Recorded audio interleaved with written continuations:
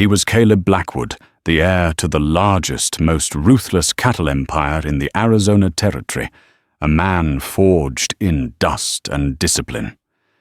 She was Isabella Marie, the town outcast, a woman who lived with herbs and whispers, trusted only by the wild things that roamed the canyons. One venomous sting from a bark scorpion in the heart of a flash flood was all it took to bind their fates. By the time the sun scorched the sky the next morning, she had saved his life with her forbidden knowledge. But the price of his survival wasn't gratitude. It was a demand from his formidable father that would shatter her world. She would become his bride, a payment for a debt of life, whether she wanted to or not.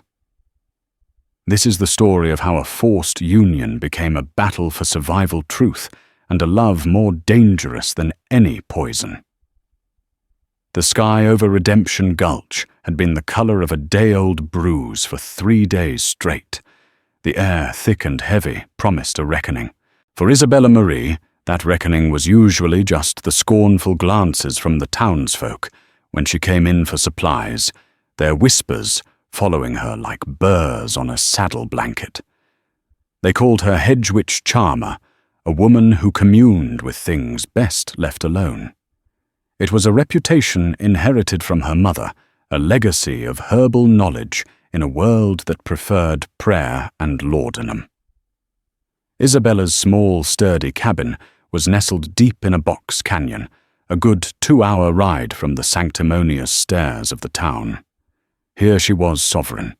The creosote bushes were her neighbors, the soaring hawks her confidants. She understood the language of the desert, the subtle shift in the wind before a storm, the tight curl of a threatened centipede, the deadly stillness of a coiled rattlesnake. On this particular afternoon, the storm broke its promise with a vengeance. Rain didn't fall. It was thrown from the heavens in solid, angry sheets, the dry arroyos moments before just dusty scars on the land became roaring, muddy torrents.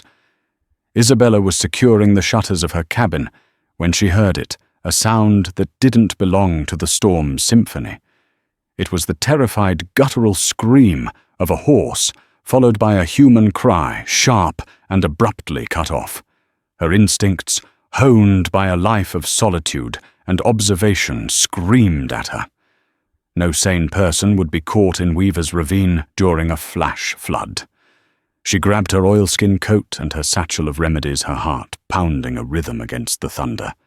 To venture out was madness. To stay put while someone might be dying was impossible. She followed the sound, her boots sinking into the red mud. The scene that greeted her was one of chaos.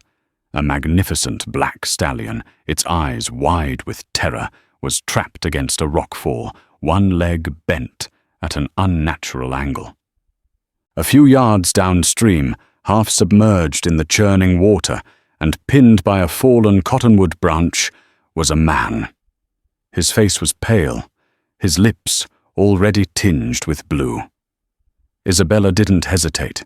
Using a length of rope from her cabin, she worked her way down the slick embankment. The water was a frigid, powerful beast trying to drag her under. She reached the man, his body limp. He was broad-shouldered and powerfully built, dressed in expensive tailored leather, not the attire of a simple ranch hand. With a strength born of necessity, she managed to heave the branch off his chest. She dragged him coughing and sputtering to the relative safety of the bank. That's when she saw it. On the back of his hand, angry and red against his pallid skin, was a small, almost insignificant puncture mark. And clinging to his leather glove washed up by the flood was the culprit, an Arizona bark scorpion, its tail still arched in a final venomous threat. A cold dread far more chilling than the rain washed over her. The flood was the least of his problems now. She knew the poison. It started with a burning fire, then numbness followed by convulsions, frothing at the mouth, and finally a slow, agonizing paralysis of the lungs. The town doctor, old Doc Miller, would dose him with whiskey and pray. He would be dead by dawn. "No," she whispered to the storm. "Not on my watch." She checked his breathing. It was shallow, ragged. His eyes fluttered open for a second, a brilliant, piercing blue, but unfocused and clouded with pain. "Father," he rasped the word a ghost on his lips before he succumbed to unconsciousness. Isabella worked with a desperate, focused energy. First the horse. A quick examination confirmed her fears. The break was severe. With a heavy heart and a prayer to a God she wasn't sure she believed in, she knew what had to be done. A single merciful act with her skinning knife, and the proud stallion's suffering was over. The gunshot-like crack of the storm covered the sound. Then she turned back to the man. She couldn't carry him, but she could drag him. Wrapping her rope around his chest, she began the arduous journey back to her cabin, pulling him inch by painful inch up the muddy slope. He was a dead weight, a mountain of a man. The rain lashed at her, the wind tore at her hair, and every muscle in her body screamed in protest. But in his fight for breath, she saw a flicker of life worth fighting for. He was a stranger, likely one of the arrogant cattlemen who were carving up the territory, men who would sooner spit on her than speak to her. It didn't matter. He was a life, and her mother had taught her that every life was sacred. Inside her cabin, with the storm raging outside, she laid him on her cot. By the light of a kerosene lamp, she finally saw his face clearly. He was young, perhaps 25, with a strong jaw shadowed by dark stubble and black hair plastered to his forehead. There was an air of authority about him, even in his unconscious state. On a chain around his neck, half tucked into his shirt, was a silver brand, a stylized bee entwined with a hawk. The Blackwood brand. Isabella's blood ran cold. This wasn't just any cattleman. This was the son of Silas Blackwood, the undisputed king of the Arizona Territory, a man who owned more land than God and ruled it with an iron fist, a man whose riders had once burned out a homesteader family for daring to dig a well on what he claimed was his grazing land. This man on her cot was Caleb Blackwood, the heir to that brutal empire. Saving him had just become infinitely more dangerous. For a moment, Isabella considered her options. She could drag him back out, leave him for his father's men to find. She could ride to the Blackwood Ranch, the famed Obsidian Creek, and tell them where their prince lay. But they would find him too late. The poison was a swift and merciless executioner. Leaving him would be a death sentence. A bitter smile touched her lips. The world saw her as a witch. Perhaps it was time to practice her craft. She stripped off his soaked leather vest and shirt, her movements clinical and detached. His chest was a landscape of muscle already starting to twitch with the first tremors of the venom. His breathing grew more labored. Time was her enemy. From the dried herbs hanging from the rafters, she pulled down bunches of echinacea to fight the venom's spread and skullcap to calm the coming seizures. She ground them into a paste with a mortar and pestle, the rhythmic thud, a counterpoint to the howling wind. She forced the potent earthy mixture between Caleb's lips, gently stroking his throat to make him swallow. Next, she took her sharpest knife and made a small, shallow X over the sting on his hand. Ignoring the flinch of his unconscious body, she pressed her lips to the wound and drew out the venom-tainted blood, spitting the bitter poison into the fire. She did this again and again until the blood that welled up was a clean, healthy red. She then packed the wound with a poultice of yarrow and plantain to draw out any remaining poison and prevent infection. The hours that followed were a descent into a waking nightmare. Caleb's body became a battlefield. He thrashed on the cot, his powerful frame racked with violent convulsions. Fever set in, drenching his skin in sweat that steamed in the cool cabin air. He cried out, not in pain, but in delirium.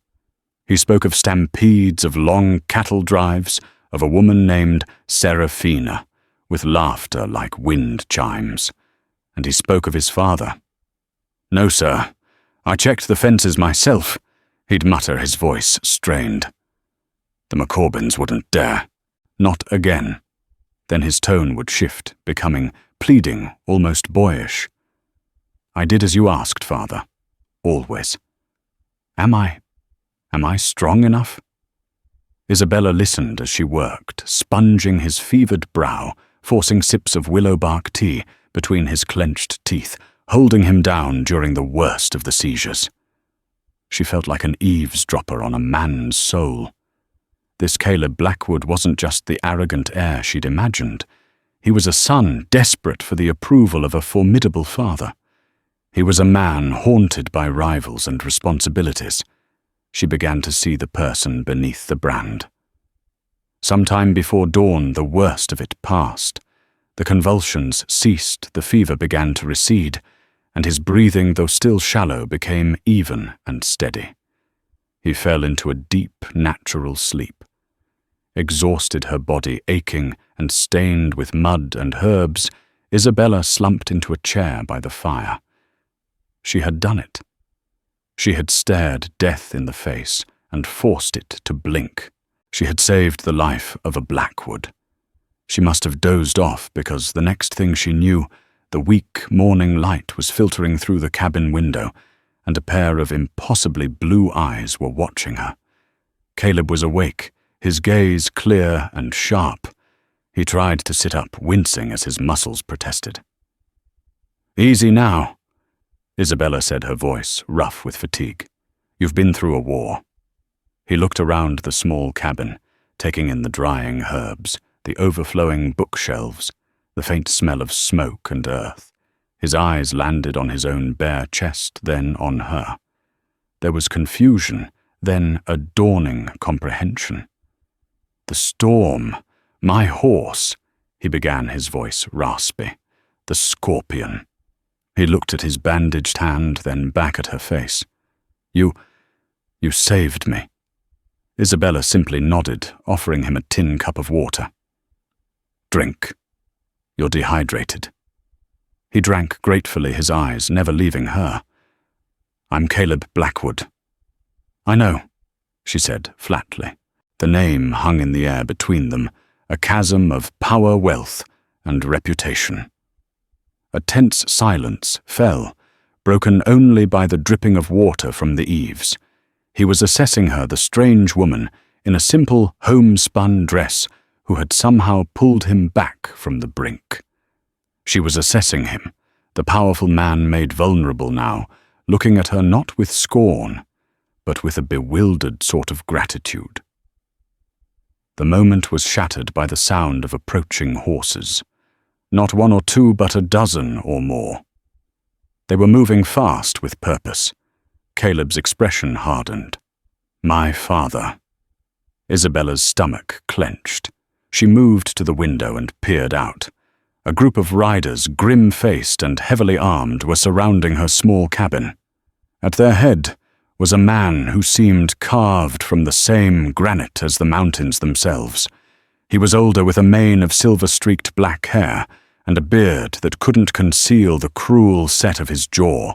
His eyes, the same piercing blue as his son's, swept over her humble home with undisguised contempt.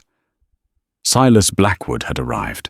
"Stay inside," Caleb commanded, trying to swing his legs off the cot. He was still weak, his movements unsteady. "It's my home," Isabella retorted, her chin lifting in defiance. "I'll face who I please." The heavy cabin door was thrown open without the courtesy of a knock. Silas Blackwood filled the doorway, his immense presence sucking all the air from the room. His gaze flickered past Isabella as if she were a piece of furniture, landing solely on his son. "Caleb," he said, his voice a low rumble, Relief warred with fury in his tone. "We found your horse. We feared the worst." "I'm alive, father," Caleb said, pushing himself to his feet, swaying slightly. "Thanks to her." He gestured toward Isabella. Only then did Silas deign to look at her. His eyes raked over her, taking in her disheveled hair, her stained dress, and the defiant set of her shoulders. It was not a look of gratitude. It was a look of appraisal, like a rancher judging livestock. "You," he said the single word, an accusation. "The Marie girl, the hedge witch." "She saved my life," Caleb repeated, his voice stronger now. "I was stung, a bark scorpion." Silas's eyes widened almost imperceptibly. He knew as well as anyone what that meant. He strode over to Caleb, inspecting his hand, his eyes, his breathing. The cold fury on his face slowly morphed into something else, something calculating and unreadable. He turned back to Isabella, who stood her ground, her heart hammering against her ribs. "A debt has been incurred." Silas Blackwood stated, his voice devoid of warmth. "A Blackwood life is not a trivial thing. It cannot be repaid with gold or cattle. Such a debt requires a more permanent settlement." Isabella frowned. "I require no payment. I did what anyone would do." Silas let out a short, harsh laugh. "Don't be naive, girl. The world is built on transactions, on the balancing of scales. My son, my only heir, is alive because of you. That is a debt of the highest order. The Blackwood honor demands it be paid in full." He paused, letting the silence stretch his cold blue eyes, boring into her.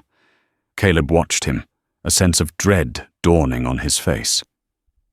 "Therefore," Silas Blackwood declared, his voice ringing with the finality of a judge's gavel, "to settle this matter of life and honor, you will marry him. The wedding will be at the end of the week. By morning, you will be his bride." The silence that followed Silas Blackwood's pronouncement was so absolute it felt like a physical weight. The crackling of the fire sounded like a roaring inferno. Isabella stared at him, certain she had misheard, that the exhaustion and the lingering tension had made her mind play tricks on her. But the unwavering, granite-hard certainty in his eyes told her it was no trick. "Absolutely not," she said, her voice quiet, but ringing with a steel he clearly hadn't expected. Caleb, who had been struggling to process his father's decree, finally found his voice. "Father, this is madness. You can't be serious. We can repay her. Give her whatever she wants. Gold, land, cattle." "Silence," Silas commanded, not even turning to look at his son. His focus was entirely on Isabella. "I am not making a request, girl. I am informing you of how things will be. A life for a life. You saved his, so your life is now bound to his. It is a matter of honor." "That isn't honor, that's tyranny," Isabella shot back, her fear being rapidly replaced by a hot, simmering anger. "My life is my own. It is not a coin to be used to settle your accounts." "Everything is an account," Silas countered, taking a step closer. He was a truly intimidating man, his shadow falling over her, blotting out the light from the door. "And this one is deeply in your favor. You are a pariah, an outcast, living on the scraps of this territory. I am offering you the name Blackwood. I am offering you protection, wealth, and a status you could never dream of. You will be the wife of the most powerful man in this territory after me. Any other woman would be on her knees in gratitude." "I am not any other woman," she said through gritted teeth. "And I would rather live in this cabin on my own terms than be a queen in a cage of your making." A flicker of something, perhaps grudging respect, perhaps annoyance, crossed Silas's face. "Your spirit is noted. It will be an asset. But your consent is irrelevant." He turned his head, slightly addressing one of the riders who stood silhouetted in the doorway. Jackson, take Miss Marie's belongings. She will be riding with us to Obsidian Creek. No, Caleb said, taking a step forward. He swayed, the venom's after-effects still potent, but his stance was firm. Father, you will not do this. She is not some stray calf to be branded and penned. Silas finally turned to face his son. The look he gave him was withering, a mixture of disappointment and cold fury. You were weak enough to get stung by a bug and be saved by a hedge witch. Do not compound that weakness with sentiment. This is for the good of our name, our future. It settles the debt and silences any whispers that my son was so feeble he nearly died in a ditch. His voice dropped to a low, menacing growl. And it puts a healer under my roof and under my control, a useful tool given the risks of our business.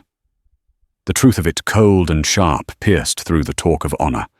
This wasn't about a debt. It was about possession. Silas saw her skill not as a gift she had given freely, but as a resource he could acquire and control. She was an asset. The rider Jackson, a burly man with a scar down his cheek, took a hesitant step into the cabin. Isabella stood her ground in front of her small trunk of clothes and her mother's books. "Touch my things," she warned, her voice dangerously low, "and I will show you just how many plants in this canyon can make a man wish he'd never been born." Jackson hesitated, looking back at his employer. Silas's patience, a notoriously finite resource, snapped. "Do you think your little threats matter, girl? Look around you. You are in a box canyon, surrounded by my men. Your cabin could be ashes by noon. You could have an unfortunate accident on your way to town. Or you could ride with us to a life of comfort. The choice has already been made for you. The only decision left is whether you arrive at Obsidian Creek on your own 2 feet or thrown over a saddle." It was a raw display of power, brutal and absolute. He wasn't just threatening her. He was demonstrating the futility of resistance. Isabella looked from Silas's implacable face to the armed men outside, then to Caleb. She saw the conflict in his eyes. He was horrified by his father's methods, yet he was also a product of this world, a world where his father's word was law. He was still too weak to truly defy him, and even if he were at full strength, she suspected he had never successfully won a battle of wills against the patriarch. She was trapped. A fight would be suicide. Flight was impossible. She could refuse, and Silas would make good on his threats. He would destroy her home, everything her mother had built, and likely her as well. Her defiance would be a brief, fiery spark, extinguished in an instant. Or she could go. She could enter the lion's den, bide her time, and look for a way out from the inside. It was a terrifying prospect, but it was the only one that offered a sliver of a chance. Her shoulders slumped, not in defeat, but in a calculated concession. She raised her eyes to meet Silas's. "I will not be treated like property. You will be treated like my son's future wife," he replied, taking her words as the surrender they were. A position that comes with both privilege and responsibility. "And what of your son?" Isabella asked, her gaze shifting to Caleb. "Does he have no say in who shares his name?"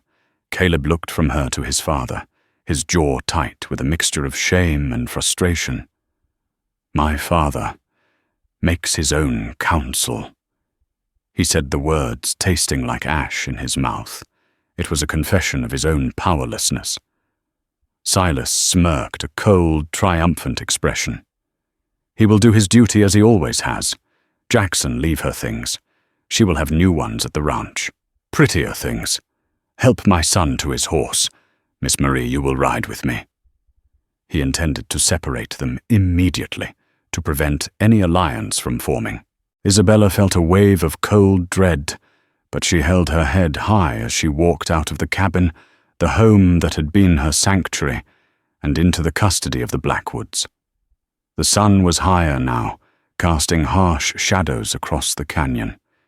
It felt like the dawn of a prison sentence. As Silas lifted her onto his own powerful grey gelding, settling her in front of him, she chanced one last look back at Caleb. He was being helped onto a spare horse by the riders, his face a mask of conflicting emotions. Their eyes met for a fleeting second over the backs of the horses. In his, she saw an apology, a promise, a question. In that moment, she understood that Caleb Blackwood was as much a prisoner of his father as she was about to become. And their shared cage was a sprawling, magnificent and deadly ranch called Obsidian Creek. The ride to Obsidian Creek was a silent, grim affair. Isabella sat stiffly in front of Silas, her back straight, refusing to lean against him for support. She focused on the landscape, the familiar mesas and saguaros now feeling alien like the features of a foreign country. She was leaving her world behind and entering his. Obsidian Creek was less a ranch and more a kingdom. It sprawled across a lush valley, a startling splash of green in the ochre desert, fed by a wide, deep creek that glittered like polished black stone, the source of its name. The main house was a 2-story adobe and timber fortress, imposing and grand with a wide veranda that surveyed the entire valley. Stables, bunkhouses, and outbuildings radiated from it like a spider's web. It was a testament to the Blackwood power built to dominate the land and everyone on it. As they rode into the main yard, ranch hands stopped their work to stare. They saw Silas Blackwood, their formidable boss, with a strange, disheveled woman seated before him. They saw Caleb, the young boss, looking pale and grim. Whispers started immediately spreading through the ranch like a grass fire. Silas dismounted and lifted Isabella down as if she were a sack of flour. "Maria!" he bellowed.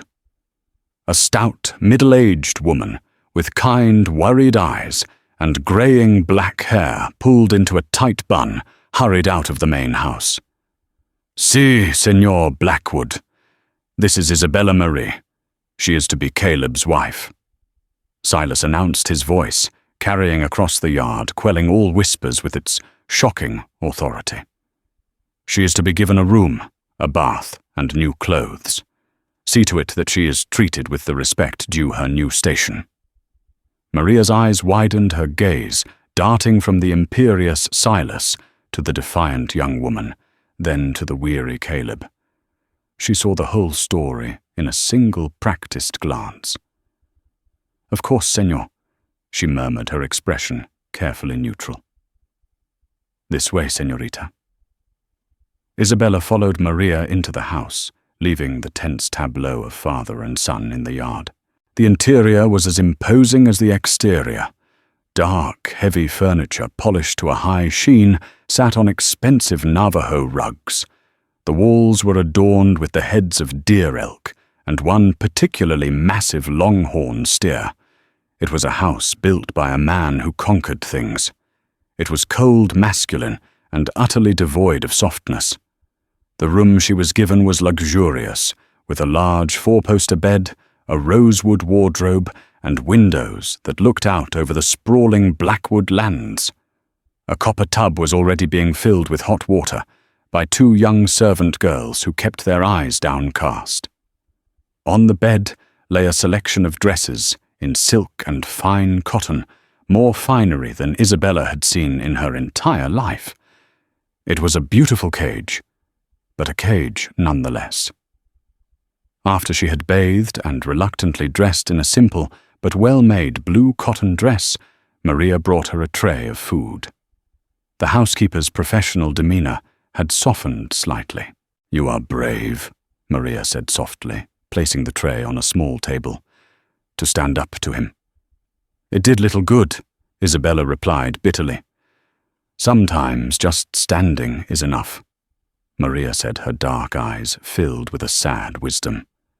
"Senor Caleb is a good man. He is not like his father, not deep down." She paused, then added in a near whisper, "Be careful in this house, señorita. The walls have ears and the shadows have teeth." Over the next few days, Isabella began to understand what Maria meant.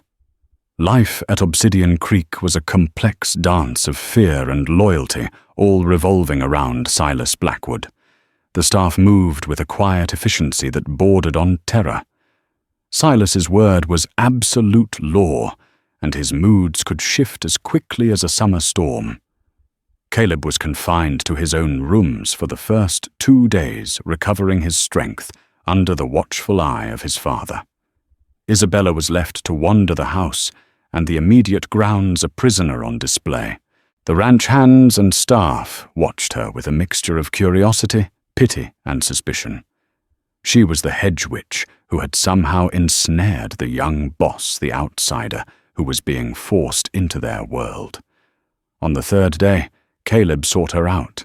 He found her in a small garden courtyard, the one place in the fortress that seemed to hold any genuine life. He looked stronger, the color returned to his face, but a deep weariness lingered in his eyes. "I wanted to apologize," he said, his voice low, "for my father, for all of this. This is not how I—" He trailed off, struggling for words. "This is not how what envisioned your courtship?" Isabella asked, her tone laced with sarcasm. He flinched but met her gaze.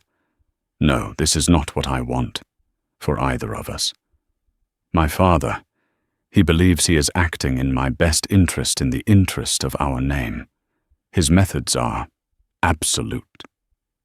He is a tyrant who mistakes power for honor," she said simply. Caleb didn't deny it. He sat on the stone bench opposite her. "He's also paranoid. He sees enemies everywhere. The McCorbins to the north, the railroad men from the east, even the government. He trusts no one. Bringing you here, binding you to our family. In his mind, it's a strategic move. He neutralizes a perceived debt and acquires an asset." "I am not an asset," she said fiercely. "I know," he replied, his blue eyes sincere. "You are the woman who saved my life, and I am in your debt, Isabella. A real debt, not the twisted version my father uses to justify his actions. I will find a way to get you out of this. I promise." His sincerity chipped away at her armor. For the first time, she saw him, not as a Blackwood, but as a man caught in a web of his own. "And what happens to you when I'm gone?" she asked, the question surprising her. "Your father will not be pleased." A grim smile touched his lips. "He is rarely pleased with me anyway. I'm not ruthless enough for his tastes. I try to be just. He sees it as weakness." He looked out over the vast expanse of his family's land. "This whole empire is built on his will. I often wonder if it will survive him, or if it even should." This was a crack in the Blackwood monolith, a hint of dissent that gave Isabella a sliver of hope. Perhaps he could be an ally, not just another jailer. Their conversation was cut short by the arrival of Silas himself. He strode into the courtyard, his presence immediately sucking the warmth from the air. "Caleb, you're looking better," he said, though it wasn't a compliment. It was an assessment. "Good. We have business to attend to. The McCorbins are moving their herd too close to Willow Creek again. We need to send a message." "Maybe we could talk to them first," Caleb suggested, his tone reasonable. "We talk with a strong fence and armed riders," Silas retorted dismissively. He then turned his attention to Isabella. "The seamstress will be here this afternoon to fit your wedding dress. You will cooperate." It was an order, not a request. As he and a reluctant Caleb walked away, their voices carried back to her. "She has a fire to her, I'll give her that," Silas said. "It's better than some simpering fool from back east. You will learn to control her." "She is a person, not a horse, to be broken," Caleb argued, his voice tight with frustration. "Everything can be broken, son," Silas replied, his voice a cold, hard fact. "Everything." Isabella watched them go, a chill running down her spine. Maria was right. The shadows in this house had teeth, and she was beginning to realize that the arranged marriage, as terrifying as it was, might be a cover for something far more sinister. Silas's paranoia, his mention of the McCorbins, Caleb's accident. It felt like pieces of a puzzle she couldn't yet see. The scorpion's sting, she suspected, was no accident at all. And if she was right, her new gilded cage was not just a prison, but a potential killing ground. The days leading up to the forced wedding were a blur of suffocating propriety. Isabella was fitted for a wedding dress of ivory lace that felt like a burial shroud. She was instructed by Maria on the running of the vast household, a duty she would be expected to assume. She ate at a long, silent dinner table with Silas at the head and Caleb at the side, the tension between father and son a palpable force. During these tense meals, Silas would often speak of their rivals, the McCorbin clan. He painted them as treacherous snakes, blaming them for every lost calf, every dried-up well. "Angus McCorbin has the devil's own ambition," Silas declared one evening, stabbing a piece of steak with unnecessary force. "He'd see our brand wiped from this territory. Your accident, Caleb, happened not a mile from their northern range. A coincidence, I think not." Caleb shifted uncomfortably. "Father, we have no proof." "Proof is for courts and cowards," Silas boomed. "A wise man acts on instinct, and my instinct tells me the McCorbins are testing our resolve." Isabella listened, saying nothing. Her healer's mind was trained to observe, to look past the obvious symptoms, to find the root cause of an illness. And the sickness at Obsidian Creek, she was beginning to realize, ran deeper than a simple land dispute. Silas's obsession with the McCorbins felt too loud, too performative. It felt like a distraction. Her suspicion that Caleb's poisoning was deliberate gnawed at her. An accident felt too convenient. A man like Caleb, who had grown up in these lands, would be wary of scorpions, especially during a storm when they sought higher ground. For one to have stung him on the hand seemed incredibly unlucky, or incredibly precise. She decided to do what she did, best investigate. She told Maria she wished to start a small herb garden, a place to cultivate the plants she needed for her remedies. It was a plausible request, a small piece of her old life she wanted to bring into the new. Silas, seeing it as a harmless domestic hobby, granted his permission. This gave her a reason to be outside, near the stables and the bunkhouse, where the real business of the ranch was conducted. She wasn't just planting mint and chamomile. She was watching, listening. She observed the ranch hands, their hierarchies, their loyalties. Most were loyal to Silas, out of fear or pay. A few, the older ones, seemed genuinely loyal to Caleb. And then there was Sterling. Elias Sterling was Silas's ranch foreman, a tall, wiry man with pale, watchful eyes and a quiet confidence that was unusual in Silas's presence. He was the only man who didn't seem to flinch when Silas roared. He was efficient, knowledgeable, and had been with the Blackwoods for over a decade. He ran the ranch with an iron grip that mirrored his boss's. On the surface, he was the perfect right-hand man. But Isabella noticed things. She saw how Sterling's gaze would linger on Silas with an unreadable expression when the old man's back was turned. She saw the subtle way he would countermand one of Caleb's orders, framing it as, "What your father would have wanted." He was constantly quietly driving a wedge between father and son. Her investigation took a more concrete turn when she went to the stables ostensibly to find good manure for her garden. Caleb's saddle, the one he had been using the day of the storm, was on a rack, cleaned and oiled. While the stable hands were occupied, She ran her hands over it, a healer's touch, searching for anomalies. Tucked deep into a seam near the cinch, her fingers found it, a tiny splinter of dark wood, unnaturally smooth, that didn't belong to the saddle's construction. And then she noticed the stable hand who was watching her, a young, nervous boy named Jedediah.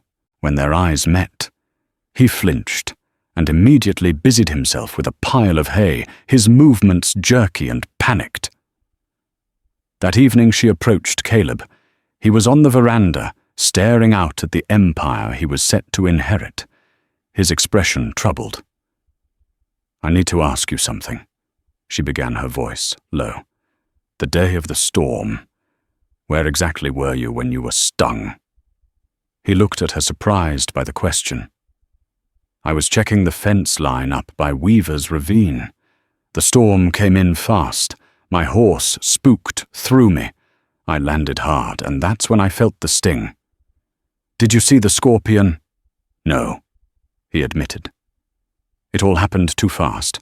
I was just trying to get my bearings when the flood water hit." She held out the palm of her hand, showing him the tiny, dark splinter of wood. "I found this lodged in your saddle." He took it, frowning. "What is it?" "I don't know," she said, "but I think your accident was planned. And I don't think it was the McCorbins." Caleb's entire demeanor changed. The weariness was replaced by a sharp, defensive anger. "The McCorbins have been trying to undermine us for years. My father is right to be suspicious." "Is he? Or is his feud with them a convenient blindfold?" Isabella pressed, stepping closer. "Think Caleb, an attack out in the open, one that could be easily traced back to them. It's clumsy. But what if the enemy isn't outside the gates? What if he's sitting at your father's right hand?" "Sterling," Caleb scoffed, shaking his head. "That's absurd.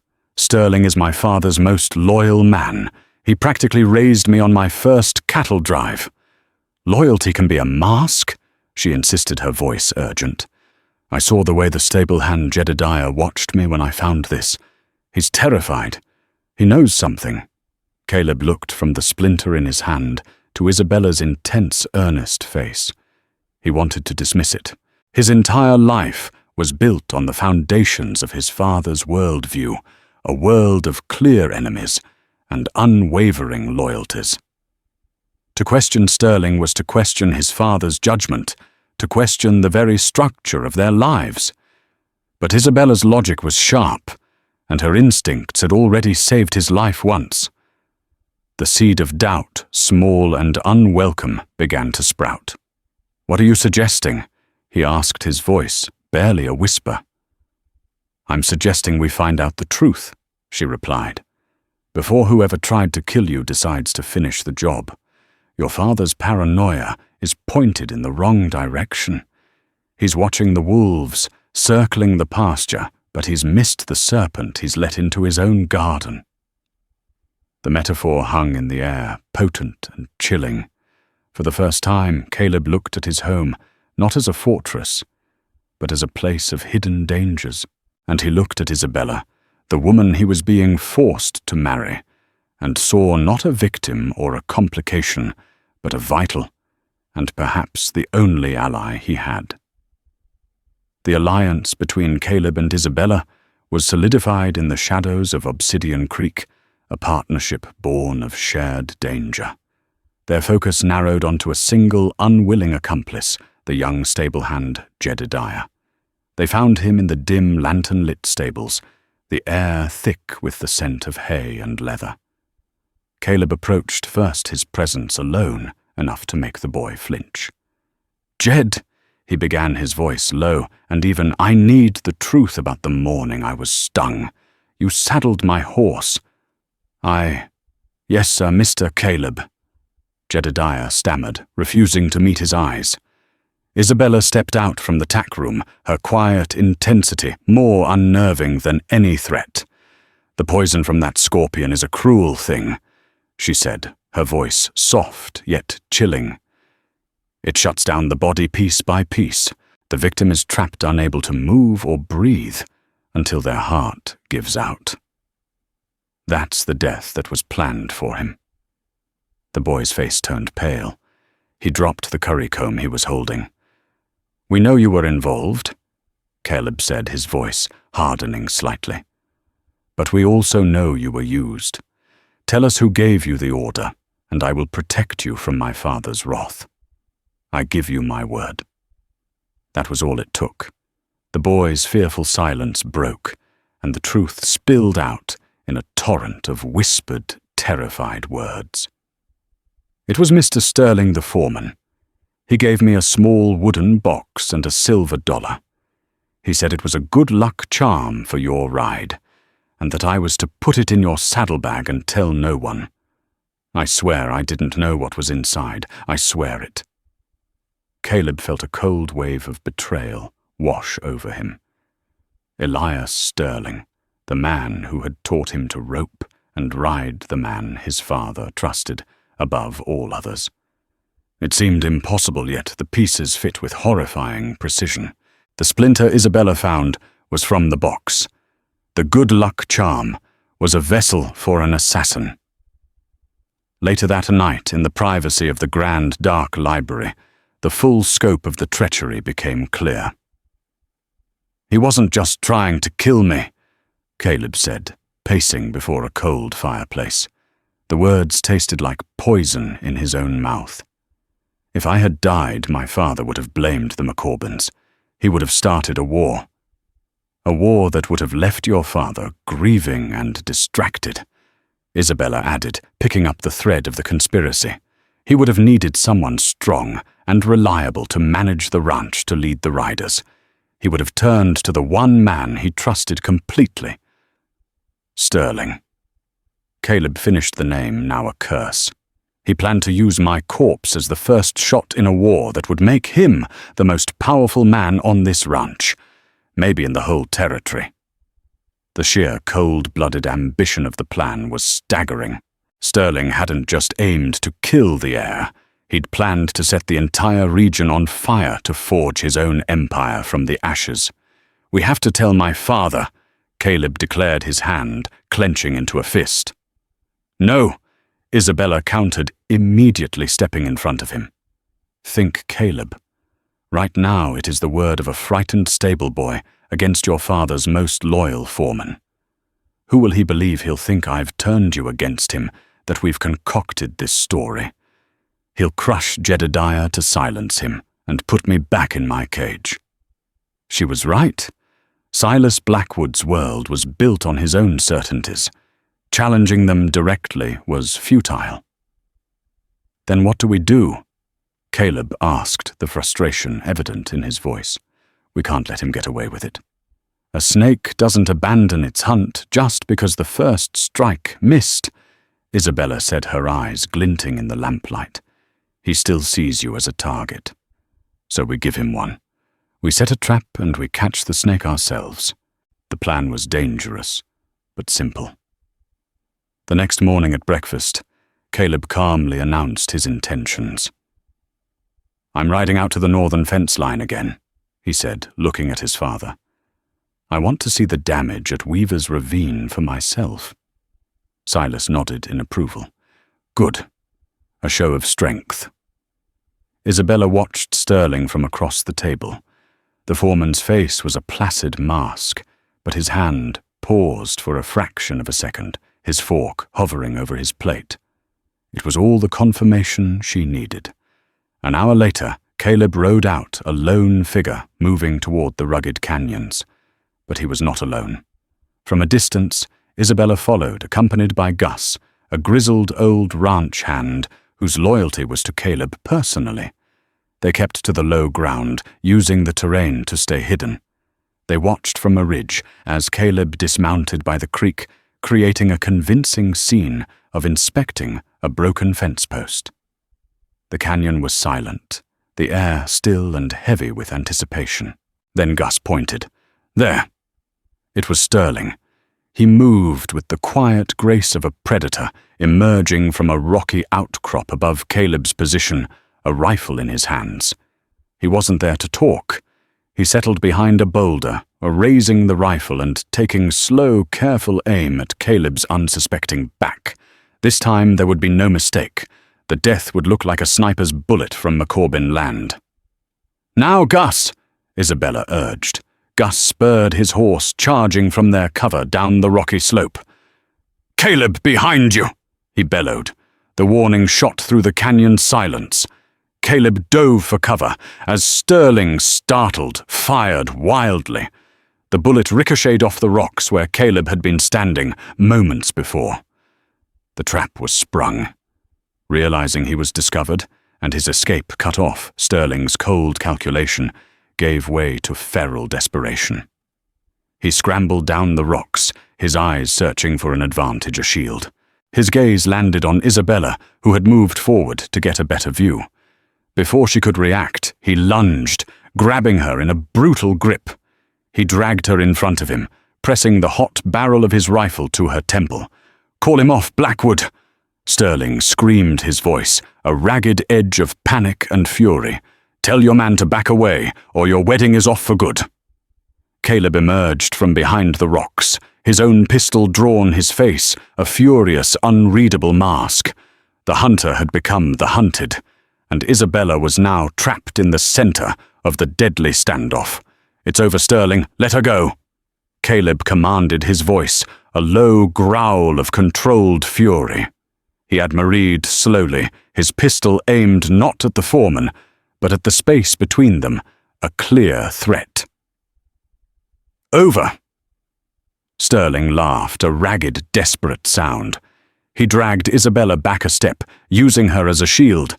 "I poured my life into this ranch while you were being groomed to inherit it. It should have been mine." Isabella knew she could not wait to be rescued. She had to act. Her mind raced through the contents of the herbal satchel at her hip, a familiar inventory of remedies and reagents. An idea sharp and dangerous took hold. She had to create an opening. "He's right, Caleb," she said suddenly, her voice loud and clear, startling both men. Sterling's grip tightened, but he was momentarily distracted by her apparent agreement. This whole empire is built on a foundation of fear. It was only a matter of time before it began to devour its own. "See," Sterling snarled, emboldened. "She understands." "I understand," Isabella continued, twisting her head just enough to look at him, "that you became a monster to fight a tyrant." As she spoke, her fingers worked deftly, opening a small cloth pouch inside her satchel. "And that leaves you with no honor at all." With a sudden violent movement, she drove her heel down onto Sterling's boot. As he grunted in pain, his grip loosening for a critical second, she pulled the pouch free and flung its contents, a fine, potent powder of ground cayenne, directly into his face. Sterling screamed, a raw, agonized sound of pure shock and pain. He dropped his rifle instantly to claw at his burning, blinded eyes. The standoff was broken. Caleb lunged forward, closing the distance in 2 long strides. He didn't fire his gun. He slammed into Sterling with his full weight, tackling him to the dusty ground. Gus and the other ranch hands swarmed in, and the fight was over. They hauled the whimpering, incapacitated foreman to his feet, his grand ambitions reduced to nothing. Caleb ignored the captured traitor, his attention entirely on Isabella. He rushed to her side, his hands gently gripping her arms. "Are you hurt?" he asked, his voice strained with a fear he no longer tried to hide. His frantic gaze searched her face for any sign of injury. "I'm all right," she assured him, her voice trembling slightly as the adrenaline began to fade. Looking at the raw concern in his eyes, she saw not the Blackwood heir, but simply Caleb, a man terrified of losing her. The ride back to Obsidian Creek was tense and silent. They dragged Sterling into the main yard, where Silas was already waiting on the veranda, his face a thundercloud of impatience and worry. There was no need for a long explanation. The sight of his bound and broken foreman, flanked by his son, and the woman he'd forced upon him, told the entire story. Gus laid Sterling's rifle at the old man's feet. Silas Blackwood stared at the man he had trusted for over a decade, and in that moment, the iron mask of the patriarch seemed to crack. The betrayal cut deeper than any rival's threat ever could. The enemy had been sleeping under his own roof, welcomed at his own table. His entire world, built on principles of strength and absolute loyalty, had been rotted from within. He did not rage. His voice, when he finally spoke, was quiet and devoid of all emotion, which was far more terrifying. "Take him to the line cabin. Justice on this ranch is swift." He turned his back on Sterling and walked into his study, the gait of an old, wounded lion. That evening he summoned Caleb and Isabella. The air in the study was heavy. "The wedding is cancelled," Silas stated, his voice flat. "Miss Marie, you saved my son's life twice over and exposed a viper in my home. The Blackwood debt to you is paid in full." He pushed a heavy bag of gold across the polished desk. "Take this. You are free to leave. Return to your cabin, to your life. You have earned it. Freedom." It was the one thing she had craved since being brought here. She could walk away, leaving the violence and intrigue of Obsidian Creek behind forever.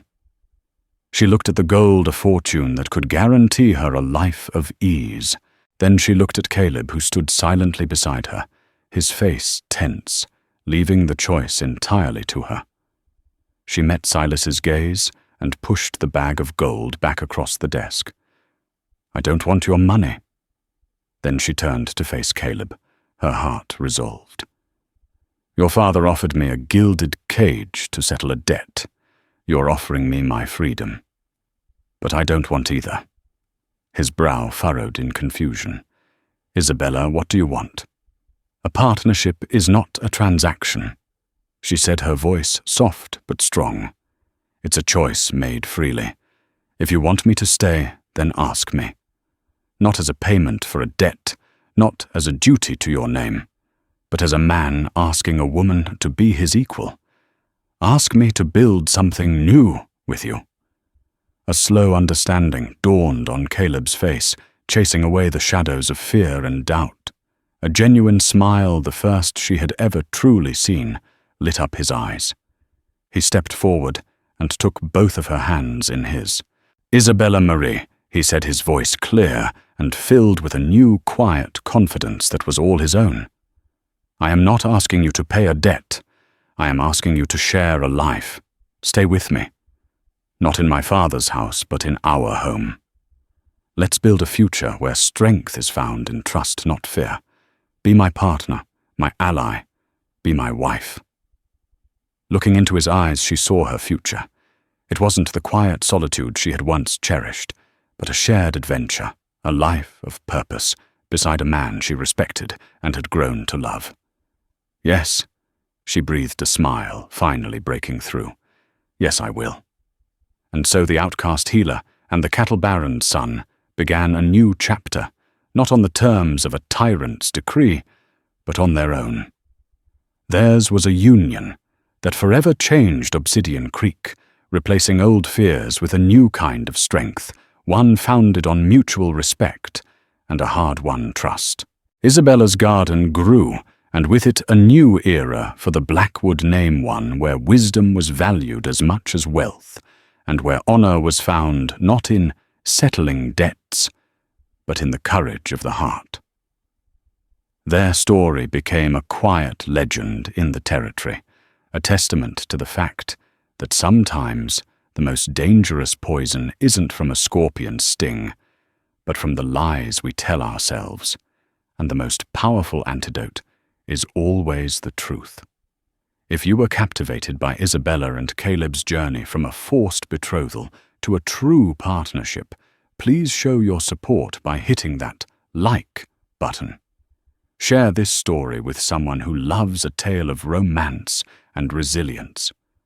And most importantly, subscribe to our channel for more unforgettable stories from the heart of the Wild West. We love hearing from you, so please leave a comment below, telling us your favorite part of their story. Thank you for listening.